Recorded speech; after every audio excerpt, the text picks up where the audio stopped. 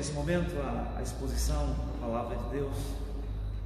Eu quero convidá-los a abrirem suas Bíblias no livro dos Salmos, Salmo 80. Salmo número 80.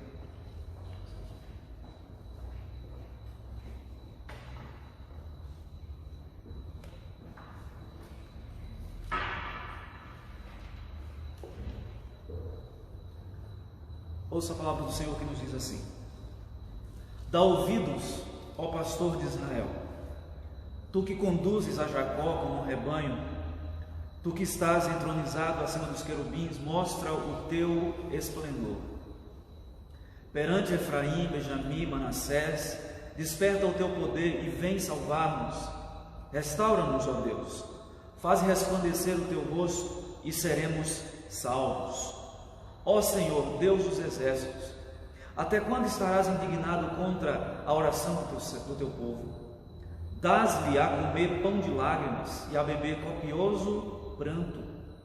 Constituís-nos em contendas para os nossos vizinhos, e os nossos inimigos zombam de nós a valer. Restaura-nos, ó Deus dos exércitos, faze resplandecer o teu rosto e seremos salvos. Trouxeste uma videira do Egito, expulsaste as nações e a plantaste, dispuseste-lhes o terreno, ela deitou profundas raízes e encheu a terra. Com a sombra dela os montes se cobriram, e com os seus sarmentos os cedros de Deus. Estendeu ela sua ramagem até ao mar, e os seus rebentos até ao rio, porque lhe derribaste as cercas, de sorte que a vindimam todos os que passam pelo caminho. O javali da selva a devasta, e nela se repastam os animais que pululam no campo. Ó Deus dos exércitos, volta-te, nós te rogamos, olha do céu e vê, e visita esta vinha, protege-o com a tua mão direita, protege-o o que a tua mão direita plantou, o sarmento que para ti fortaleceste, está queimada, está decepada, pereçam os nossos inimigos pela repreensão do teu rosto.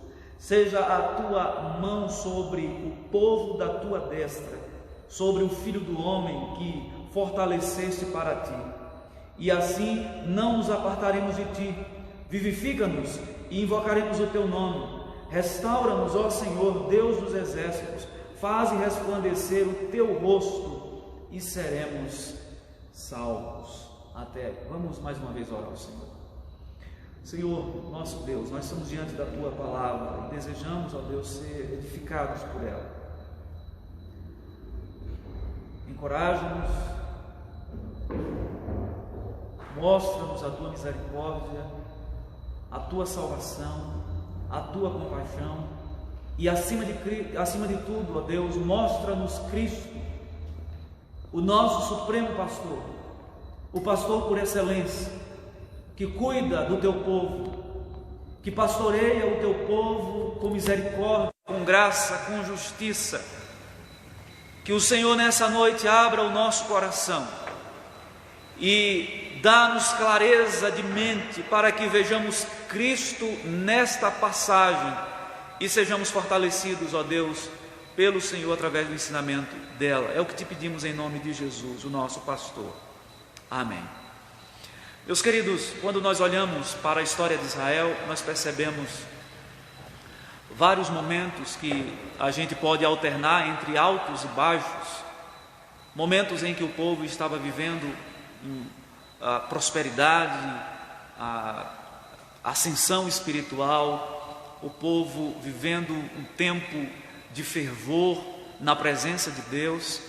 Mas quando nós olhamos para essa mesma história de Israel no Antigo Testamento, nós percebemos também momentos de declínios, momentos de perversão, momentos de apostasia. E todas as vezes que o povo estava vivendo esse tipo de situação, longe de Deus, longe dos caminhos do Senhor, que o povo se voltava para Deus, se arrependia dos pecados, Deus restaurava o seu povo, mostrava mais uma vez a sua misericórdia. E esse padrão se repete ao longo da história da igreja. Se você pega a história da igreja no Novo Testamento, a igreja viveu momentos assim também, de crescimento. Quando olhamos para o livro de Atos, os seus primeiros capítulos, depois do derramamento do Espírito Santo, nós temos ali uma igreja pujante, uma igreja forte, vibrante, uma igreja que, com poucos dias, depois da descida do Espírito Santo, aumentou o número de membros, de maneira a nos chamar a atenção, e tudo isso não por engenho humano, mas tão somente pela obra de Deus, que estava naquele momento acesa no coração daquela igreja. E a igreja se lançava nas missões, a igreja fazia o papel do pastoreio mútuo, a igreja vivia um evangelho na sua integridade, um evangelho firme, um evangelho vibrante. Mas a gente vê momentos também que essa igreja entrou em declínio, ainda nos primeiros séculos. E se a gente toma como base já ali o primeiro, segundo, terceiro e quarto século, aí a gente vê que houve quase que um desvirtuamento total. Depois que a igreja se institucionalizou, por volta do quarto século, vindo a surgir o que nós conhecemos hoje como Igreja Católica Apostólica Romana. Portanto, é importante enfatizar que a Igreja Católica ela surge por volta do quarto século. A Igreja de Cristo já existia, ela portanto não é a primeira igreja, não é a primeira denominação. E aí depois desse episódio ali, por volta do quarto século, a igreja entrou num período de declínio terrível, até que já no final da segunda fase da Idade Média, na Baixa Idade Média, Deus começou a despertar alguns homens, e aí surge o movimento da Reforma Protestante. A gente olha para a história da igreja, do povo de Deus, nos dias atuais, e nós percebemos esse mesmo padrão. Hora em que o povo está no momento de ascensão e no outro momento de declínio. Se você faz uma análise da sua vida espiritual, isso também acontece. Existem momentos na nossa caminhada com Deus que nós estamos com o coração tinino, como a gente fala aqui na nossa região. O coração avivado para as coisas de Deus. E nos entregamos de maneira intensa na obra do Senhor, mas existem outros momentos também de frieza, de distanciamento e de apostasia, e nós podemos ver na história da igreja nos nossos dias também. Meus irmãos, esse salmo retrata um pouco desse momento da história do povo de Deus. É muito provável que esse salmo foi escrito para retratar o povo de Deus do Reino do Sul. A linguagem, como o texto descreve aqui, muito provavelmente era Judá. Esse salmo foi escrito como orientação de Deus, como uma palavra de esperança de Deus para o seu povo do sul.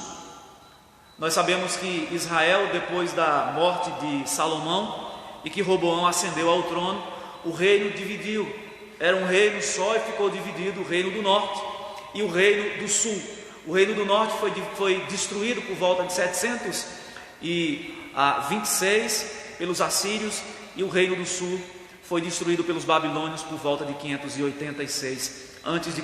Então essa palavra aqui de Deus para o povo é uma palavra de esperança, porque nós observamos aqui que o salmo é uma súplica a Deus, um pedido de restauração. Deus, restaura-nos. Nós precisamos da restauração do Senhor. Nós precisamos que o Senhor novamente se manifeste entre nós e nos dê um novo ânimo, um novo vigor para que continuemos firmes a nossa caminhada. O meu desejo sincero é que ao final da exposição desse texto, o nosso pedido do coração seja uma súplica ao Senhor também, que Ele restaure o nosso vigor físico, o nosso vigor emocional, o nosso vigor espiritual ao olharmos para o Senhor. Meus irmãos, nós observamos aqui que o Salmo 80 tem algumas semelhanças com o Salmo 79. Eu gostaria de fazer pelo menos 3 comparações aqui. O verso 1 do Salmo 80 é muito semelhante com o verso 13 do Salmo 79. Eu vou ler a passagem que diz assim: o verso 1 do Salmo 80 diz: dá ouvidos, ó pastor de Israel, tu que conduzes a José como um rebanho tu que estás entronizado acima dos querubins, mostra o teu esplendor. Agora veja o Salmo 79, 13. Quanto a nós, o teu povo e ovelhas do teu pasto, para sempre te daremos graças, de geração em geração proclamaremos os teus louvores. Veja o verso 4 do Salmo 80. Ó Senhor, Deus dos exércitos, até quando estarás indignado contra a oração do teu povo? Veja o versículo 5 do Salmo 79. Até quando, Senhor? Será para sempre a tua ira? Arderá como fogo o teu zelo? Verso 6 do Salmo 80. Constituí-nos em contendas para os nossos inimigos, e os nossos inimigos zombam de nós a valer. Agora o verso 4 do Salmo 79. Tornamo-nos o opróbrio dos nossos vizinhos, o escárnio e a zombaria dos que nos rodeiam. Então, meus irmãos, esses dois salmos parecem ser um conjunto de oração que o servo de Deus faz aqui em favor do povo do Senhor. Um salmo de Asaf, uma oração a Deus de súplica para que Ele restaurasse o seu povo, para que Ele renovasse o ânimo do seu povo. Este salmo, o 80, nós podemos dividi-lo em três partes. A primeira parte vai do verso 1 ao verso 3, e nós vamos seguir essa exposição. A segunda parte, do verso 4 ao verso 7, do verso 8 ao verso 16, o salmista abre um parênteses para contar uma parábola.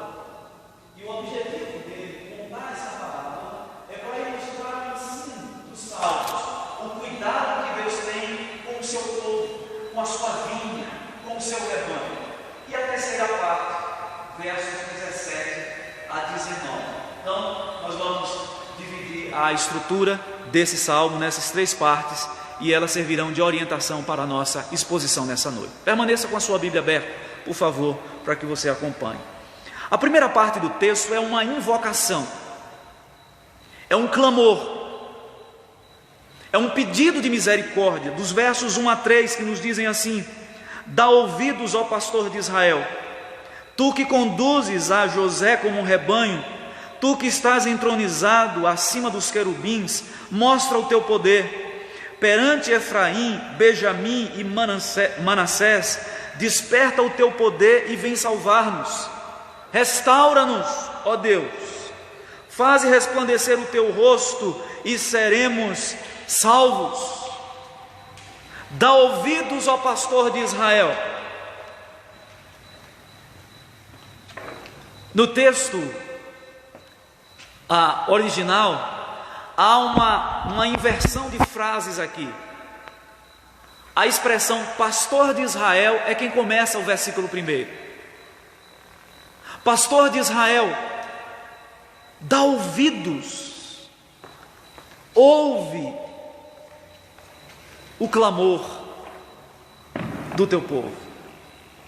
Tu que conduzes a José como um rebanho, tu que estás entronizado acima dos querubins.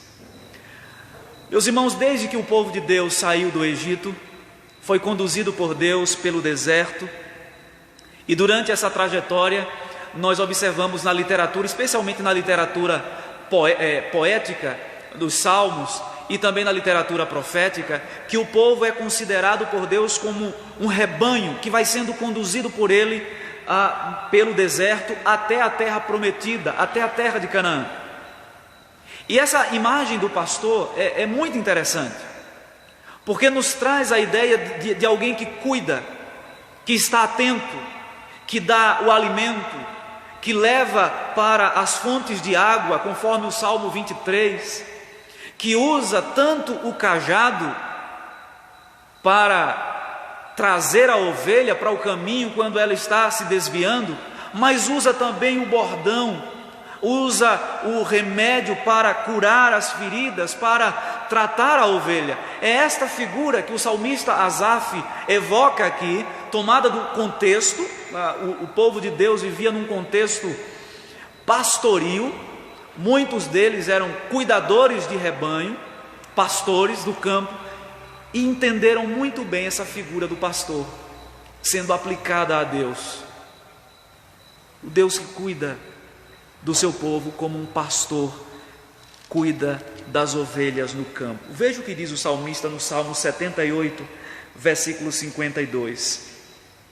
O salmista, nesse salmo, ele fala um pouco do cuidado de Deus com o seu povo pelo deserto. Ele diz assim: fez sair o seu povo como ovelhas e o guiou pelo deserto como um rebanho. O Salmo 78 é uma descrição ou uma narrativa dessa trajetória do povo de Deus, de maneira bem detalhada, passo a passo. E observe que o salmista diz que Deus conduziu o seu povo. O mesmo Asaf diz que Deus conduziu o seu povo pelo deserto, como um pastor conduz as suas ovelhas. E ele diz mais: estás entronizado entre os querubins. Deus está na mais alta glória. Ele está entronizado entre seres celestiais. O profeta Isaías, no capítulo 6 do seu livro, diz que no ano da morte do rei Uzias, ele viu o Senhor assentado sobre um alto e sublime trono. E diz o texto que serafins estavam por sobre ele, voando ao redor do trono, com asas, com as quais eles cobriam o rosto, cobriam os pés e voavam. E diziam: Santo, Santo, Santo é o Senhor dos exércitos, toda a terra está cheia da sua glória. Deus está entronizado entre os querubins, Ele está nos lugares elevados, Ele está acima do seu povo e ao mesmo tempo no meio do seu povo. Eu entendo que a figura aqui de Deus entronizado entre os querubins aponta para a sua santidade, a sua majestade, a sua soberania, alguém que está acima do povo, conduzindo, observando e levando o povo pelo deserto, como um pastor leva as ovelhas para as fontes de água e também para os campos onde há alimento suficiente para o rebanho. O salmista aqui, ele expressa o seu desejo e ele invoca a Deus para que ele se manifestasse no meio do seu povo.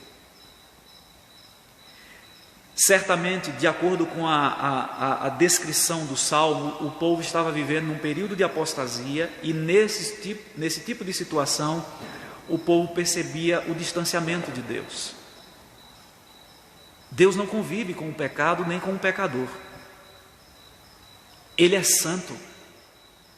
E onde há pecado, Ele não está, Ele não comunga. Então o salmista está aqui dizendo: Deus, mostra o teu esplendor. Parece que a glória de Deus já tinha se retirado do povo. Foi-se a glória do Senhor. E agora o penitente, o salmista está dizendo: Deus, tem misericórdia, manifesta o teu resplendor perante Efraim, Benjamim e Manassés, desperta o teu poder e vem salvar-nos. E aí no verso 3 ele diz: restaura-nos, ó Deus, faze resplandecer o teu rosto e seremos salvos.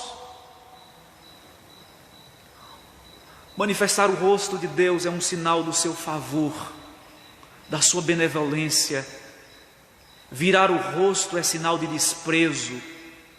Mas quando o salmista, Deus manifesta o teu rosto, sobre nós. Faze resplandecer o teu rosto e seremos salvos. Em outras palavras, volta a sua atenção, Senhor, mais uma vez, para o teu povo. Essa passagem aqui, o finalzinho do verso 3, parece muito com uma passagem que nós encontramos no livro do profeta Jeremias, no capítulo 30, versículo 3, onde o profeta Jeremias fala de Deus se manifestando no meio do seu povo. Jeremias capítulo 30, versículo 3 nos diz assim: porque eis que vem dias, diz o Senhor, em que mudarei a sorte do meu povo de Israel e de Judá, diz o Senhor. Fá-los-ei voltar para a terra que dei a seus pais, e a possuirão. Vem dias, diz o Senhor, em que mudarei a sorte do meu povo. Parece que o salmista está clamando a Deus: Deus, manifesta esses dias agora. Nós sabemos que as profecias, especialmente do capítulo 30 de Jeremias em diante, elas têm, muitas delas, um cumprimento futuro. Elas são promessas escatológicas. Elas têm um cumprimento aqui, no povo de Deus, na terra, mas o seu cumprimento final, definitivo, é escatológico. Deus promete ao seu povo, desde o Antigo Testamento, restaurar este povo da condição em que se encontrava. Esse é o primeiro princípio que nós aprendemos no texto, uma invocação, uma oração, um pedido. O segundo princípio que nós observamos no texto é: com base em que ele invoca a Deus? Qual é a base da sua súplica? E nós vamos observar que são as misericórdias de Deus. Veja o que diz aí os versos 4 a 7. Ó Senhor, Deus dos exércitos, até quando estarás indignado contra a oração do teu povo? Dás-lhe a comer pão de lágrimas e a beber copioso pranto. Constituís-nos em contendas para os nossos vizinhos, e os nossos inimigos zombam de nós a valer. Mais uma vez, restaura-nos, ó Deus dos exércitos, faze resplandecer o teu rosto e seremos salvos. Ele apela aqui, o salmista apela para as misericórdias de nós. Até quando? Será que o Senhor vai permanecer irado contra nós a vida inteira? Não haverá um tempo que o Senhor vai remover o jugo de sobre nós? Lembra-te, Senhor, das tuas misericórdias. Até quando o Senhor vai estar indignado conosco contra a oração do teu povo? E ele começa nos versos 5 e 6 a descrever a situação de sofrimento do povo, a comer pão de lágrimas e a beber copioso pranto. Aqui são palavras que ele usa de maneira poética para descrever o sofrimento do povo. Lembra-te, Senhor, das tuas misericórdias e olha para o teu povo. Claramente aqui o texto mostra que o povo de Deus não estava vivendo em obediência. Estava caminhando fora dos caminhos do Supremo Pastor. O Supremo Pastor sempre quer conduzir o seu povo em segurança pelos retos caminhos. Mas nós muitas vezes, como vimos aqui pela manhã no estudo do livro de Provérbios, pendemos para a direita ou para a esquerda. Desviamos do padrão estabelecido por Deus. E todas as vezes que nós desviamos do padrão, dos caminhos do Senhor, andamos por veredas tortuosas e tropeçamos, como diz o sábio no capítulo 4 do livro de Provérbios. Eu gostaria de ler com os irmãos o Salmo 78, do verso 52 a 55 e do 69 a 71. Acompanhe a leitura que diz assim, Salmo 78, versos 52 a 55. Fez sair o seu povo como ovelhas e os guiou pelo deserto como rebanho, dirigiu-o com segurança e não temeram, ao passo que o mar submergiu os seus inimigos. Levou-os até a sua terra santa, até ao monte que a sua destra adquiriu. Da presença deles expulsou as nações, cuja região repartiu com eles por herança, e nas suas tendas fez habitar as tribos de Israel. Agora versos 69 a 71. E construiu o seu santuário, durável como os céus, e firme como a terra, que fundou para sempre.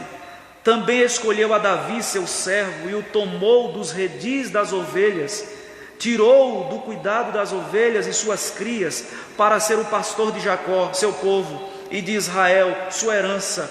E ele os apacentou consoante a integridade do seu coração, e os dirigiu com mãos precavidas. Deus quer conduzir o seu povo assim. Mas todas as vezes que nós teimamos em andar fora da presença de Deus, andamos na teimosia do nosso coração, como ovelhas rebeldes, olha o que acontece. Salmo 81, versículos 11 e 12. Assim, deixei-o andar na teimosia do seu coração, siga os seus próprios conselhos. Verso 11: mas o meu povo não me quis ouvir, escutar a voz, Israel não me atendeu. Salmo 78, versículos 17, 32 e 40. 78, verso 17: mas ainda assim prosseguiram em pecar contra ele e se rebelaram no deserto contra o Altíssimo. Verso 32: sem embargo disso, continuaram a pecar e não creram nas suas maravilhas. Verso 40: quantas vezes se rebelaram contra ele no deserto e na solidão o provocaram. E agora o verso 56, ainda assim, do Salmo 78: ainda assim tentaram o Deus Altíssimo e a ele resistiram e não lhe guardaram os testemunhos. Observe que o Salmo mostra Deus querendo conduzir o seu povo de maneira tranquila, querendo pastorear o seu povo.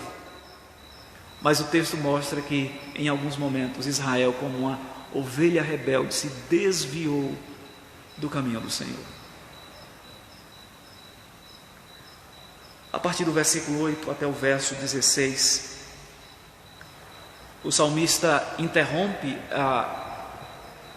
esses princípios que ele vem trazendo, essas lições, para contar uma parábola, uma alegoria, a alegoria da vinha, e diz assim, versículos 8 a 16: trouxeste uma videira do Egito, expulsaste as nações e a plantaste, dispuseste-lhes o terreno, ela deitou profundas raízes e encheu a terra. Com a sombra dela os montes se cobriram, e com os seus sarmentos os cedros de Deus. Estendeu ela a sua ramagem até o mar, e os seus rebentos até ao rio, porque lhes derribaste as cercas, de sorte que a vindimam todos os que passam pelo caminho. O javali da selva devasta, e nela se repastam os animais que pululam no campo. Ó Deus dos exércitos, volta-te, nós te rogamos, olha do céu e vê, e visita esta vinha, protege o que tua mão direita plantou, o sarmento que para ti fortaleceste. E ainda o verso 16: está queimada, está decepada, pereçam os inimigos, nossos inimigos, pela repreensão do teu rosto.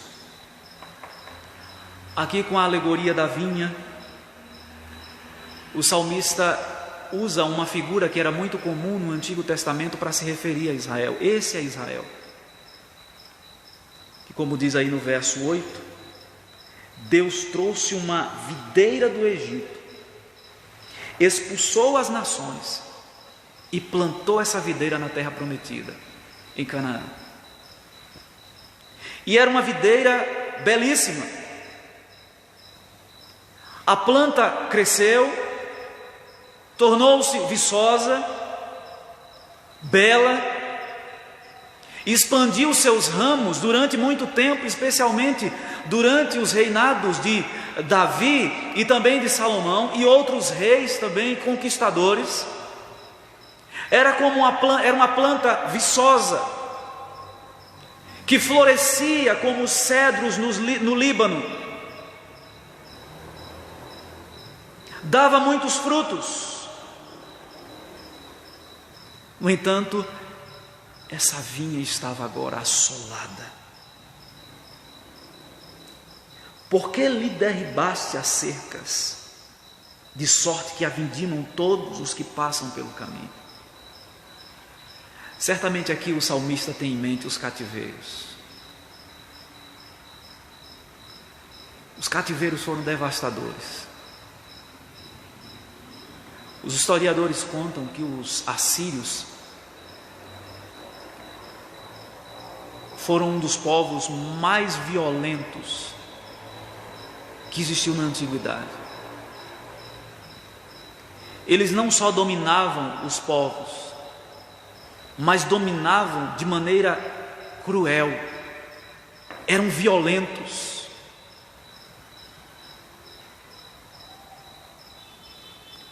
E a forma como eles invadiram o reino do norte e destruíram, provocaram uma devastação, varreu do mapa Israel, o norte deixou de existir como nação, como povo organizado.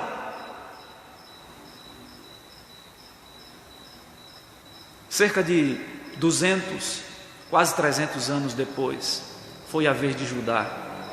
A vinha belíssima que Deus plantou na terra de Canaã, o povo que foi tirado do Egito, e Deus de maneira carinhosa conduziu esse povo, como um pastor que conduz as suas ovelhas pelo caminho. Deus plantou essa vinha, plantou o seu povo na terra prometida, ela começou a frutificar.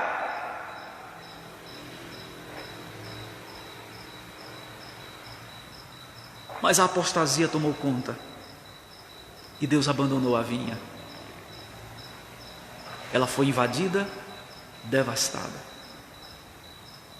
O texto diz que o javali, e a ideia aqui é que o javali ele cava a raiz e arranca a planta,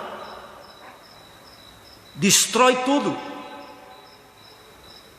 Recentemente eu vi uma reportagem aqui do sul do Brasil, que mostrava que os javalis estavam invadindo as plantações, e o governo até liberou a caça para que as populações pudessem diminuir, porque onde eles chegaram, que tipo de plantação fosse, eles cavam o pé da planta e mata aquela planta. O texto diz aqui que os javalis da selva a devasta, verso 13, e nela se repastam os animais que pululam no campo. É claro que isso aqui é uma linguagem poética para descrever os povos que invadiram Israel e destruíram, como uma roça abandonada. Você já viu uma roça abandonada? Por uma razão ou outra, o proprietário não quis tirar o produto lá do campo e deixou a roça abandonada, e o mato tomou conta. A erva daninha não precisa ser plantada, ela nasce. Cardos, abrolhos. Esse é um aspecto da maldição que Deus lançou sobre a terra. Maldita é a terra por tua causa, ela produzirá cardos e abrolhos. A erva daninha, o mato, cresce naturalmente. A vinha foi invadida, o mal cresceu e tomou conta do povo. O jardineiro abandonou a vinha e, consequentemente, ela foi invadida pelas feras, simbolizando aqui que a glória de Israel retirou-se, e agora os povos inimigos vieram e tomaram conta do povo de Deus, pelo menos momentaneamente, como um sinal da disciplina, da vara de Deus por conta da desobediência.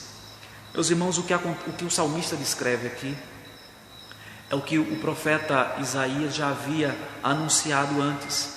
Isaías capítulo 5, eu gostaria de ler esse texto. Isaías capítulo 5, do verso 5 ao verso 7. Do verso 1 ao verso 7. A parábola da vinha má. Agora cantarei ao meu amado o cântico do meu amado a respeito da sua vinha. O meu amado teve uma vinha num outeiro fortíssimo. Sachou-a, limpou-a das pedras e a plantou de vides escolhidas. Edificou no meio dela uma torre e também abriu um lagar. Ele esperava que desse uvas boas, mas deu uvas bravas. Agora, pois, ó moradores de Jerusalém e homens de Judá, julgai-vos, peço, entre mim e minha vinha. Que mais se podia fazer ainda a minha vinha que eu não tenha feito? E como, esperando eu que desse uvas boas, veio a produzir uvas bravas? Agora, pois, vos farei saber o que pretendo fazer à minha vinha. Tirarei a sua sebe, para que a vinha sirva de pasto. Derribarei o seu muro, para que seja pisada. Torná-la-ei em deserto, não será podada, nem sachada, mas crescerão nela espinhos e abrolhos. Às nuvens darei ordem que não derramem chuva sobre ela, porque a vinha do Senhor dos Exércitos é a casa de Israel, e os homens de Judá são a planta dileta do Senhor. Esse desejou que exercessem juízo, e eis aí quebrantamento da lei, justiça, e eis o clamor. Já havia uma profecia. O que está acontecendo aqui é o cumprimento. E aqui o salmista, ele apela a Deus pelas suas misericórdias, dizendo: Deus, o que o Senhor falou se cumpriu. Olha para nós, tem misericórdia de nós. E aí, a partir dos versículos 17 a 19, nós temos um apelo. A primeira parte, ele invoca a Deus: ó pastor de Israel, dá ouvidos, conduze José como um rebanho. A partir do versículo 17, ele faz um apelo dizendo assim: seja a tua mão sobre o povo da tua destra, da tua mão direita, sobre o filho do homem que fortaleceste para ti, e assim não nos apartaremos de ti. Vivifica-nos e invocaremos o teu nome. Restaura-nos, ó Senhor, Deus dos exércitos. Faze resplandecer o teu rosto e seremos salvos. Seja a tua mão sobre nós, não como um peso, mas para abençoar. Aqui há uma súplica, um pedido, uma intercessão. E quando o salmista fala aqui no verso 17: seja a tua mão sobre o teu povo da tua destra, sobre o filho do homem que fortaleceste para ti. Essa expressão é muito conhecida, no Novo Testamento. Ela é tomada também do livro de Daniel e é uma referência a Cristo. Apesar dela aparecer aqui nas nossas traduções em letras minúsculas, mas essa é uma expressão que nós chamamos de expressão idiomática. Ela tem um significado específico. Cristo é chamado de Filho do Homem, apontando para a sua humanidade. Ele veio até nós, se compadeceu de nós. E no verso 18: e assim não nos apartaremos de ti. Vivifica-nos e invocaremos o teu nome. Restaura-nos, ó Senhor, Deus dos exércitos. Faze resplandecer o teu rosto e seremos salvos. Meus queridos irmãos, eu gostaria de fazer algumas aplicações aqui desse texto para as nossas vidas e depois eu gostaria de apontar para o nosso Senhor Jesus Cristo. A primeira observação que eu quero fazer é que não existe muita diferença entre a realidade de Israel e a minha e a sua.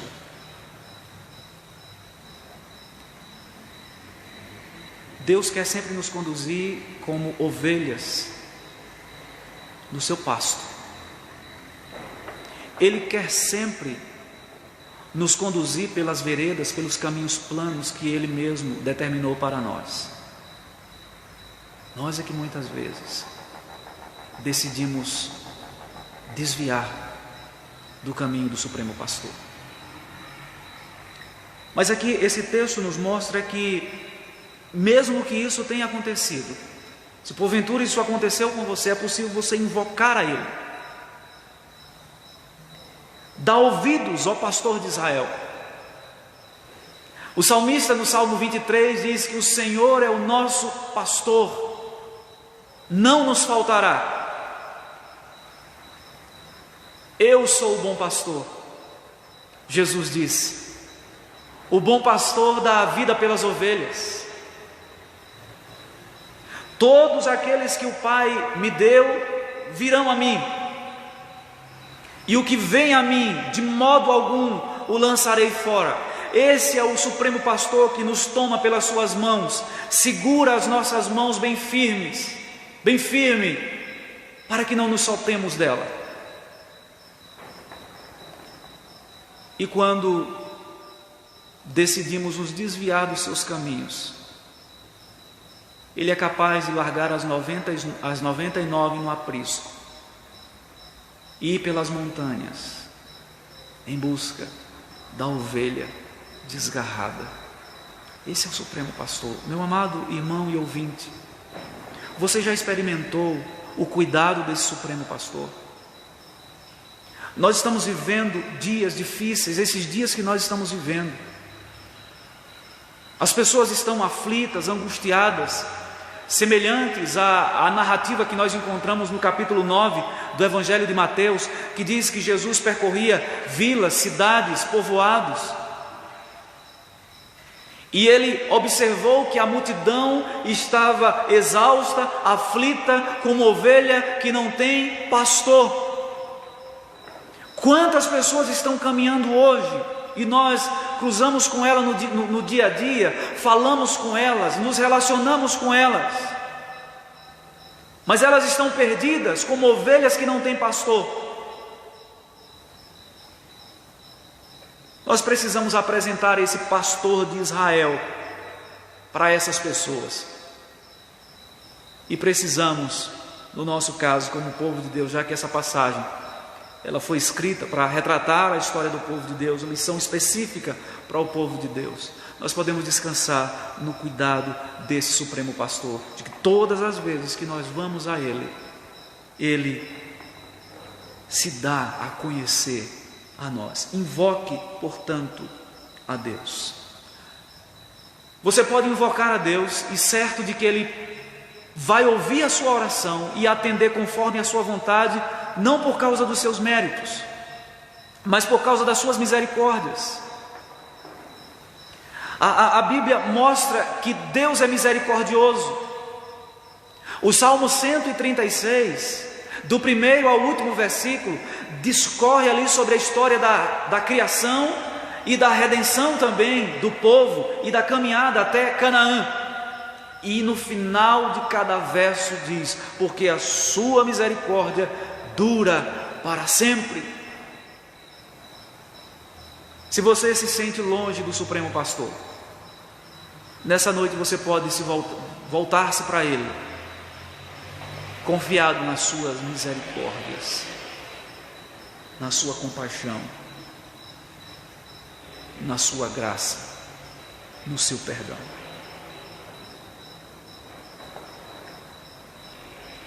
A terceira aplicação vem da alegoria da vinha que o salmista conta de Israel,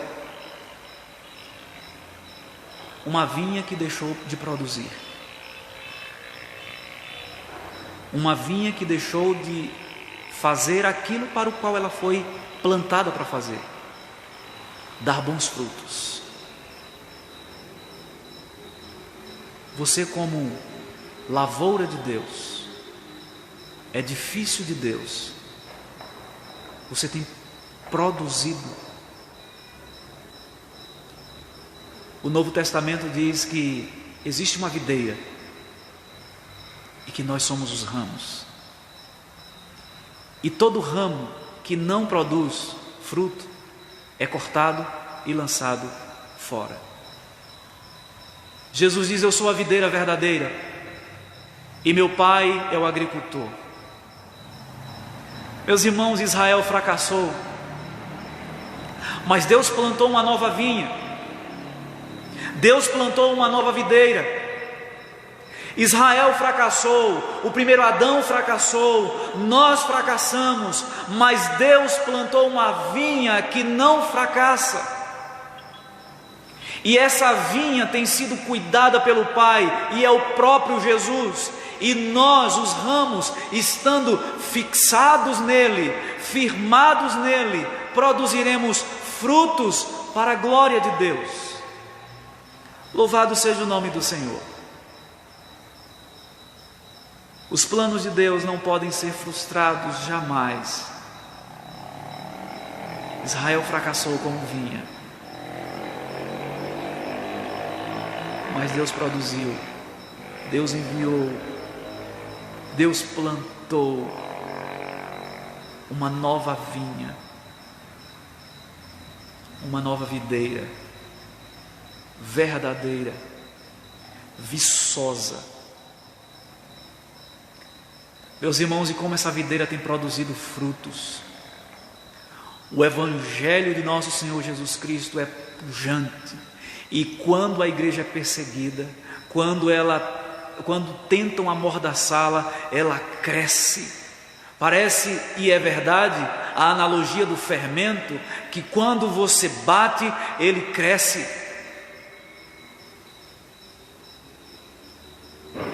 Os períodos de maior crescimento do povo de Deus são os períodos de dificuldade.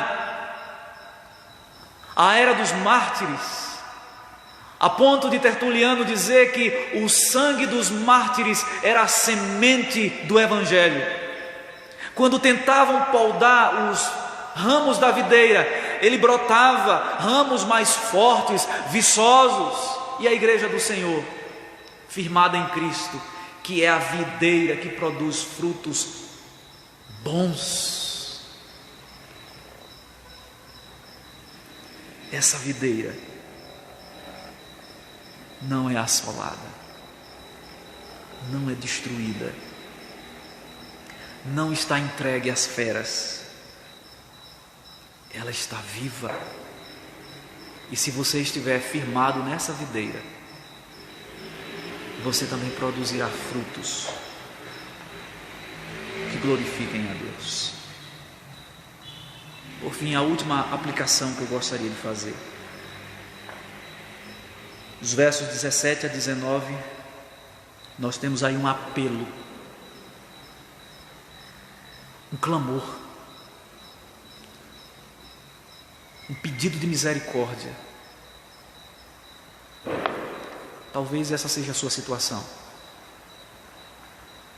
É uma necessidade que você tem de Deus,